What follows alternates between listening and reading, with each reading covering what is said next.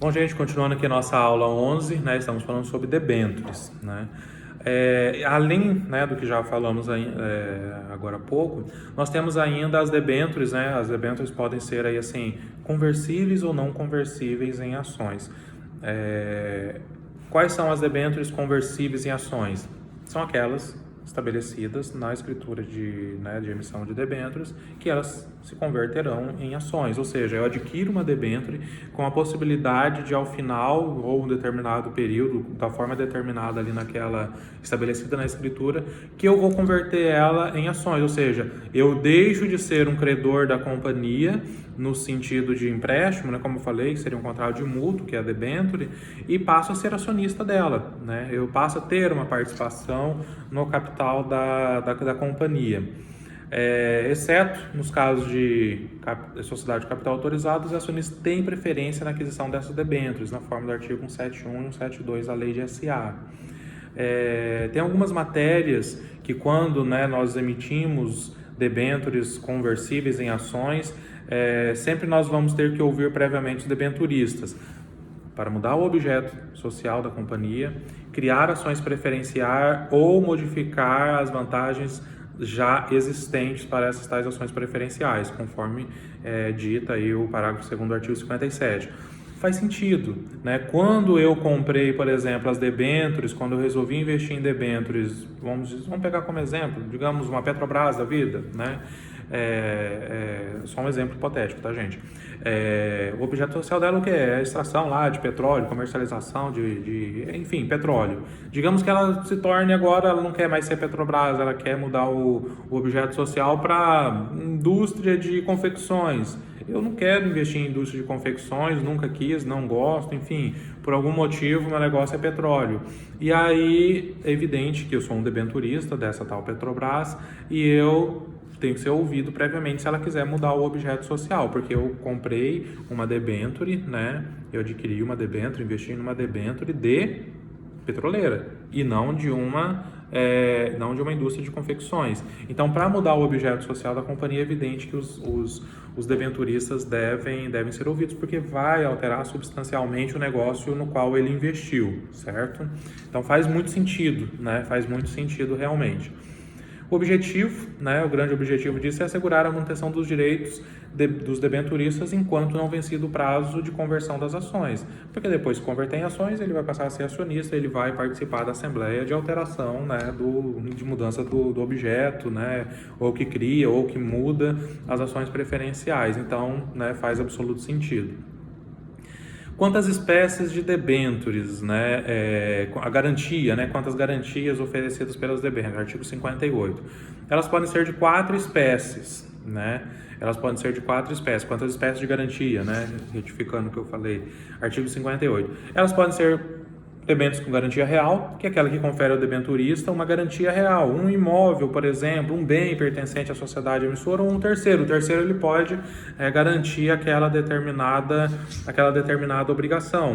Vamos pegar, por exemplo, imóvel, uma hipoteca, né? Tem aquelas debêntures também, outra espécie seria debêntures com garantia flutuante, que confere ao debenturista um privilégio geral em caso de falência da sociedade anônima emitente.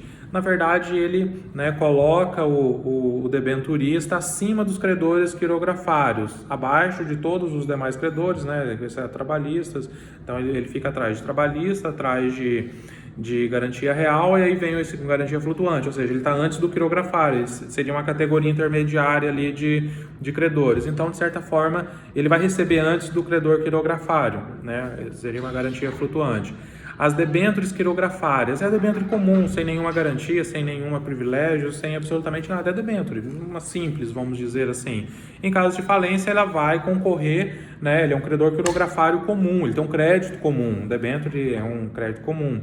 Então, ele concorre com os demais, né, credores quirografários, né? Então, ele está ali, vai receber, obviamente, depois dos credores com, né, os debenturistas com garantia flutuante e os com garantia real também. Então, ele vai receber juntamente com os quirografários, né? Não tem privilégio nenhum.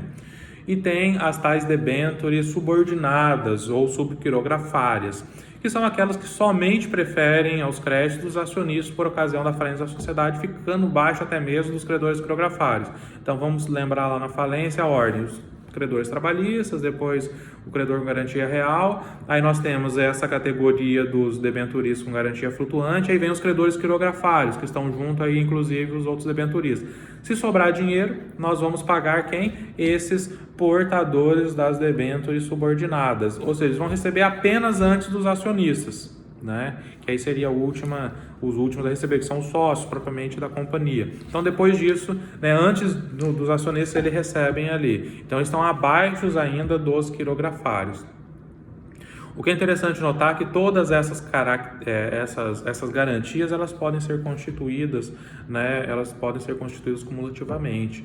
Então, eu posso estabelecer, né, todas, né, até se quiser. Tem uma parte, garantia real, flutuante, enfim, elas são cumulativas, esse tipo de garantias. A grande característica das debêntures, né, o grande aspecto aí que é interessante é que elas são títulos negociáveis, né? Eu posso comprar a debênture e vender ela, né, e por fim, né, ela é altamente negociável, conforme estabelece o artigo 63 da Lei de SA. Elas podem ser nominativas, né, obrigatoriamente são nominativas, que elas, por meio de registro em livro, né, tal, livro físico mesmo, nós estamos falando, né, ou elas podem ser escriturais, na forma do parágrafo 2º do artigo 63, e aí que elas têm lá aquela instituição custodiante, né. A grande maioria, né, ou né, praticamente todas, aí as debêntures emitidas por companhias abertas são escriturais, né. Então, não há sentido você... aliás, o melhor sentido é realmente adotar a forma escritural que possibilita o amplo acesso ao mercado. O artigo 71 da Lei de SA, ainda, ele estabelece a Assembleia de Debenturistas, né? Que essa Assembleia ela vai deliberar justamente sobre as matérias que são de interesse dessa comunhão de debenturistas. Ela não é um órgão da SA. Nós vamos estudar órgãos da SA nas próximas aulas. Ela não é um órgão da SA, ela é a Assembleia de Debenturistas, é fora do órgão da SA. Ela instala-se em primeira convocação, com a presença de, no mínimo, né, debenturistas que representem metade das debêntures de circulação, e em segunda convocação com qualquer número de debenturistas. Cada debenture corresponde a um voto. Então, um regime bem simples, né, da Assembleia aí dos debenturistas. O agente fiduciário, ele está regulamentado entre o artigo 66 e o artigo 70 da Lei de SA. Ele tem uma função bastante importante. Em razão das suas elevadas, né, responsabilidades, ou seja, ele quem promove a guarda dessas debêntures, a lei estabelece que somente podem ser nomeados agentes fiduciários as pessoas naturais que satisfaçam os requisitos para exercício de cargo em órgão da administração de SA e as instituições financeiras que tenham por objeto a administração ou a custódia de bens terceiros, especialmente autorizados pelo Banco Central. Parágrafo 1º aí do artigo 66. No caso, se essas debêntures ainda forem negociadas no mercado de capitais, a CVM ela exige que o agente, pelo menos, né, um deles, seja instituição financeira, que é o parágrafo 2º aí do 66 da Lei de SA. Os deveres do agente fiduciário estão aí descritos, né, são estabelecidos no artigo 68 ao 70 da Lei de SA. Ele tem que ser diligente, né, como todo homem ativo e probo, costuma empregar na administração dos seus próprios negócios. Ele tem que, né, ter aquele zelo, né, com a coisa que não é dele. A natureza jurídica, o agente fiduciário, ele representa, né, essa comunhão, então ele tem a natureza de representante perante a companhia. Debêntures, basicamente, são esses os aspectos aí mais relevantes, né, sobre debêntures.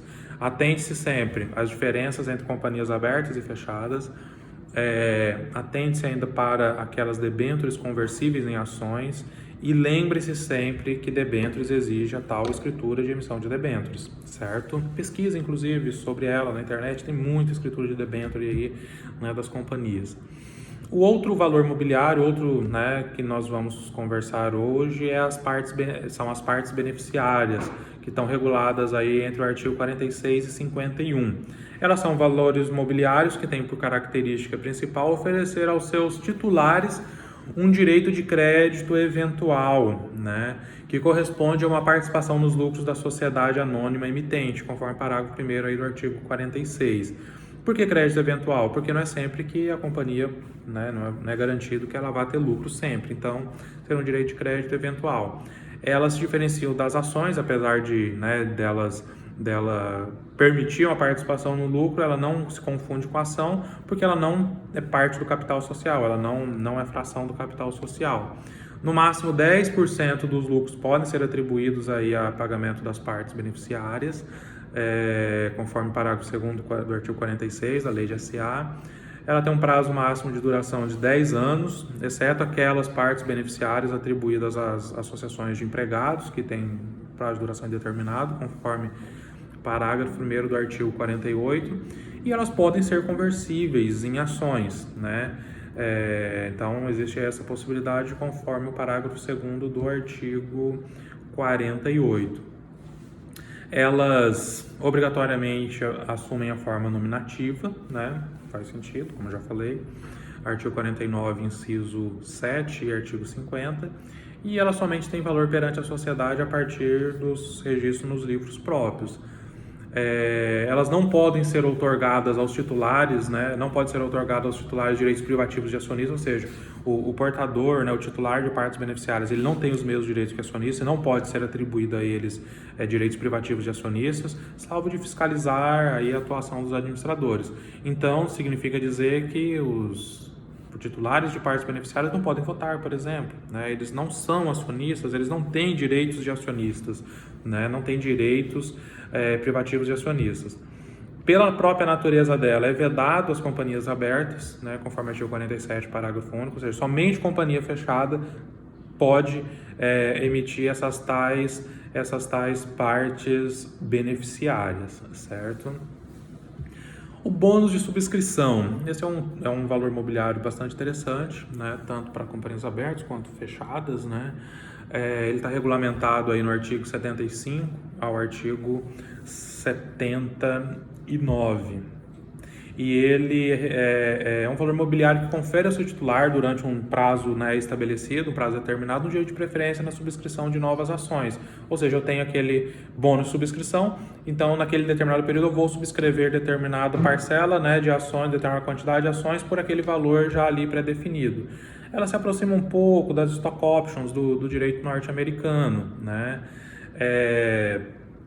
Só podem emitir bônus de subscrição as companhias de capital autorizado, conforme artigo 75 caput e artigo 168 da Lei de SA. Elas podem ser nominativas ou escriturais também, por força do artigo 78. Elas podem ser alienadas pela companhia ou por ela atribuídos como vantagem adicional aos subscritores da emissão das ações ou de debêntures, né, conforme artigo 77. É evidente que a aquisição desses títulos, o investidor que, né, compra esses bônus, ele tem que ter uma confiança na companhia. Ele espera que determinadas ações vão render, vão subir, enfim, e ele pode adquirir por aquele determinado valor, né, pré-estabelecido naquele bônus. Aos acionistas é também garantido um direito de preferência, né, para subscrever esses bônus, né, conforme parágrafo único do artigo 77.